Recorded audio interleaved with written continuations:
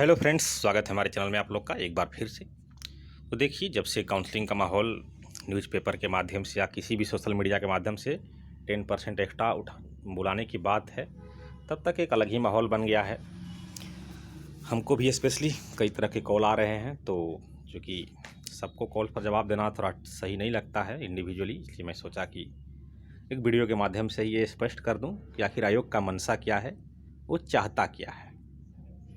तो आप लोग इस वीडियो को पूरा देखिए, पता चलेगा।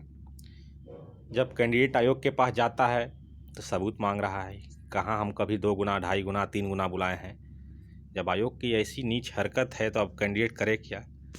तो आयोग को तो पहले ये चाहिए कि सारे समस्याओं का एक ही समाधान है कि बीएसएससी सीजीएल 1 जैसा ऐसा रैंक लिस्ट जारी कर दे पूरे कैंडिडेट का। 27,000 जो कैंडिडेट वहाँ पर थे, सबका रैंक लिस्ट जारी कर दिया गया था। वैसे भी यहाँ जितने भी एग्ज़ाम दिए हुए हैं कैंडिडेट, उनका जारी कर दे, कोई दिक्कत नहीं है। तब आयोग के पास अब कैंडिडेट तो इसका भी डिमांड किए थे, तो आयोग तो उस समय नहीं बोला कि प्रूफ दिखाइए हमको, क्योंकि बेशर्म बीएसएससी प्रूफ के बारे में बोलेगा कैसे, क्योंकि उसके बाद खुद प्रूफ है कि हम बीएसएससी सीजीएल में दिए हुए थे। तब तो उसके पास खुद का प्रूफ है और खुद कैंडिडेट से प्रूफ मांगना चाह रहा है। सबसे पहले कि बीएसएससी सीजीएल 1 जैसा ऐसा रैंक लिस्ट ही जारी कर दे, category wise, date of birth wise, male female, Hindi का मार्क्स, जीके का मार्क्स, तो सारी समस्याओं का ही समाधान हो जाता है। उसके बाद तुम सीटें भर बुलाओ, 10% एक्स्ट्रा बुलाओ, 0.25 टाइम्स बुलाओ, कोई दिक्कत नहीं होगा। लेकिन तुम तो खुद परेशानी बढ़ा रहे हो। और दूसरी बार बात किया जाता है सीजीएल 2 का, उसके बाद खुद प्रूफ है कि 2112 सीट फुल हुआ है, बुलाया था 4200 को,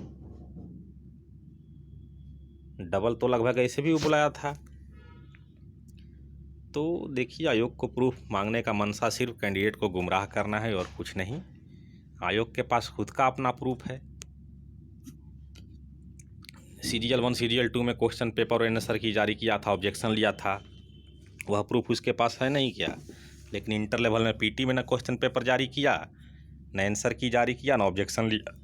अभी हाल ही में देखिए यूपी ट्रिपल एससी ने किस तरह से एग्ज़ाम लिया, क्वेश्चन पेपर दिया, आंसर की दे दिया, ऑब्जेक्शन रेज करने का भी टाइम दिया है, नीचे से कार्बन कॉपी भी दिया है। ये शर्म नहीं आ रहा है बीएसएससी को कि और भी कमीशन कैसे काम कर रहा है। नीचे से सारा प्रूफ देता है ओएमआर के साथ, ऑब्जेक्शन का टाइम दे रहा है। कौन इसको प्रूफ दिखाएगा? प्रूफ तो उसके पास खुद है, नहीं देख रहा है, अंधा तो नहीं है बीएसएससी। सबसे बड़ा प्रूफ तो हम आयोग को ये चैलेंज करना चाहते हैं, अगर उसके पास कोई सबूत है, जितना भी टाइपिंग पोस्ट था बिहार एसएससी में, 2-3 पोस्ट को छोड़कर वो प्रूफ दिखा दे कहाँ टाइपिंग टेस्ट स्पीड के साथ लेने की बात किया गया है। अरे आयोग में इतना ही हिम्मत होता ना तो जनवरी में नोटिस दे करके जून में नहीं नोटिस देता स्पीड का। वो जानता था कि हमारे पास कोई सबूत नहीं है। जब कैंडिडेट से सबूत मांग रहा है तो आयोग के पास भी सबूत का बहुत कमी है, जबकि कैंडिडेट तो सबूत दिखा देगा उसको।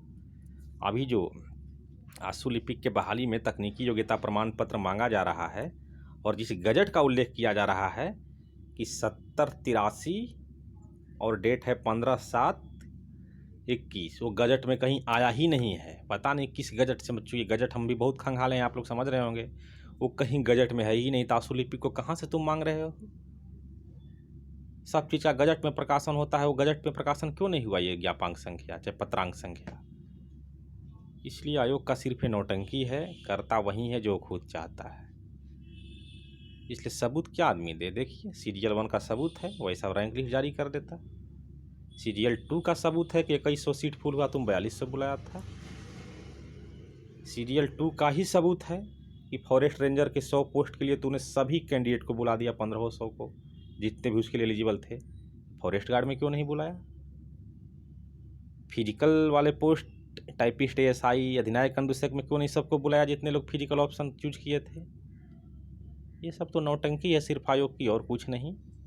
कैंडिडेट को गुमराह करने का एक बहुत भारी तरीका है, और कैंडिडेट भी समझ रहे हैं कि इस तरह से टाइपिंग पोस्ट में आयोग गुमराह किया। जनवरी से में लेकर फरवरी से लेकर जून में दिया एकदम अपने लीगल एडवाइज़र से सलाह लेकर के कि कितना दिन पहले टाइपिंग स्पीड का नोटिस दें कि मामला कोर्ट में बच्चा ना लेकर जाए और हम अपना एग्ज़ाम ले लें।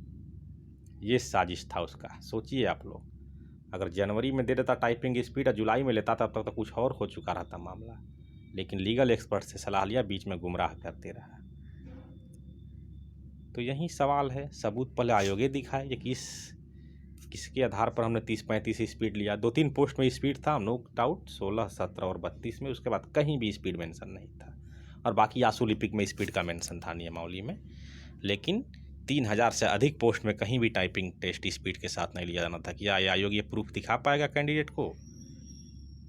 हालत ख़राब हो जाएगा प्रूफ दिखाने में। अगर प्रूफ ही रहता तो इतना लेट से नहीं देता। जो प्रूफ मांग रहा है ना, कहाँ 2.5 गुना 3 गुना बुलाया जाता है। अपना BSSC CGL 2 का ही देख ले डाटा। जब 2100 सीट फुल करना था तो उसको नहीं पता था क्या कि फिजिकल पोस्ट में क्वालिफाइड बहुत कम कैंडिडेट है, फिर किस आधार पर बुलाया? तो यही हकीकत है। और CGL 2 से ज़्यादा पोस्ट नहीं हटा था, सिर्फ और सिर्फ ये प्रवर्तन और निरीक्षक का पोस्ट इसलिए हटा दिया गया था कि इंटरव्यू का नंबर डिफाइन नहीं था नियमावली में। लेकिन हम लोग में तो क्या किया सबको पता है। हिंदी पर पास करेगा या अंग्रेजी पर पास करेगा, दोनों में देखेगा एक्यूरेसी क्या रहेगा नहीं रहेगा। कुछ प्रूफ दिखाए आयोग? तो आयोग के पास खुद प्रूफ नहीं और चला है कैंडिडेट से प्रूफ मांगने। और अब कैंडिडेट भी समझ रहे हैं कि आयोग वही करेगा जो खुद चाहेगा। 16 का मैटर उस आयोग को नहीं पता है, लेकिन हटाएगा तो काउंसलिंग में ही, पहले कैसे हटाएगा?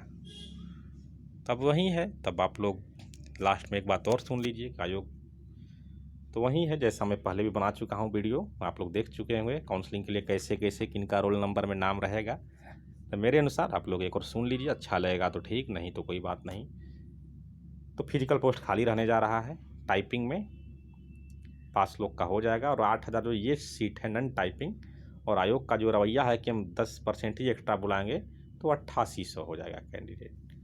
8800 को काउंसलिंग में बुलाएगा।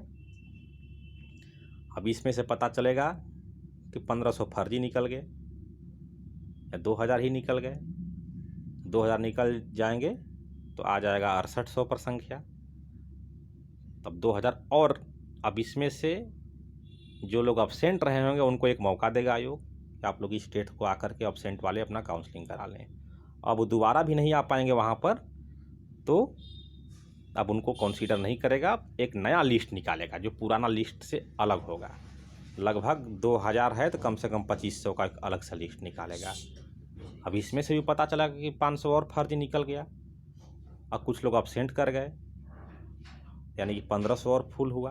यानी 6800 उधर, 1500 इधर, 68 5 73 10, 68 5 63 10 7300 ही फुल हो पाया। फिर 700 खाली रह गया, तो अब्सेंट वालों को मौका देगा, नहीं तो फिर बुलाएगा 1000 लोग को एक्स्ट्रा 700 के अगेंस्ट में।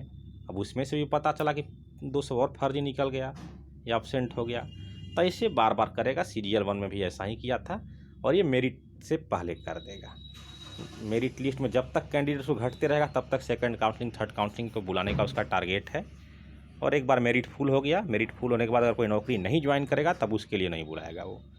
ये मैं पहले भी बता चुका हूँ, अभी भी बताया हूँ। और प्रूफ की बात किया है, आयोग के पास प्रूफ है, खुद नहीं पालन कर रहा है।